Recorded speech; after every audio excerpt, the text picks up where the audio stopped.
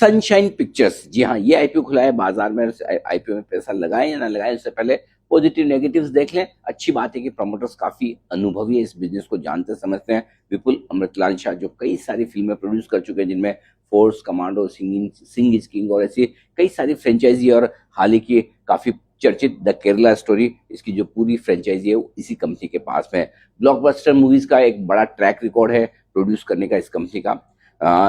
इनका business model बहुत interesting है, बहुत आकर्षक है और लो रिस्क है। यानी कि मूवी रिलीज होने के पहले मूवी से रिलेटेड जितनी भी कॉस्ट है उसके राइट्स ये बेच लेते हैं, तो कम से कम इनका जो कॉस्ट है वो कवर हो जाता है। और उसके बाद अगर मूवी चल गई और अच्छा काम किया तो पैसा बनने की भी स्कोप बन जाती है। साथ ही जो बड़े एक्टर्स हैं उनको एज अ पार्टनर अपनी मूवी में लेते हैं, न कि फीस देते हैं, जिससे कि कॉस्ट और कैश फ्लो इनके कम हो जाते हैं, उस पर दबाव कम पड़ता है।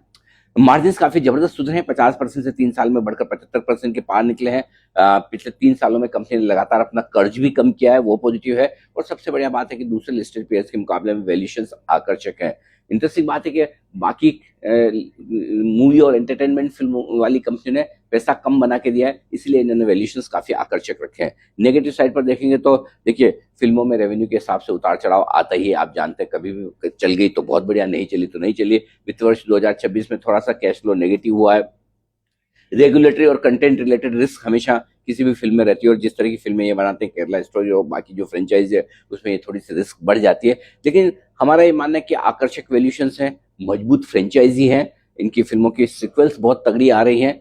ऐसे में अच्छे लिस्टिंग गेन के लिए आज से आप पैसा लगा सकते हैं। और अगर आप रिस्क लेने वाले इन्वेस्टर्स हैं, और रिस्क आपको कंपनी बनी पूरे बिजनेस पर लेनी है, मूवी बिजनेस पे, और अगर आप लगा सकते हैं तो फिर आईपीओ प्राइस को स्टॉप लॉस समझकर आप लॉन्ग टर्म के लिए भी पैसा लगा सकते हैं। लेकिन जब पैसा लगाएं लॉन्ग टर्म के लिए, तो अपनी कैपिटल प्रोटेक्ट करने के लिए आईपीओ प्राइस का स्टॉप लॉस जरूर रखें। और अगर आप शॉर्ट टर्म इन्वेस्टर हैं तो अच्छे लिस्टिंग गेन के लिए कर सकते हैं इस आईपीओ में अप्लाई।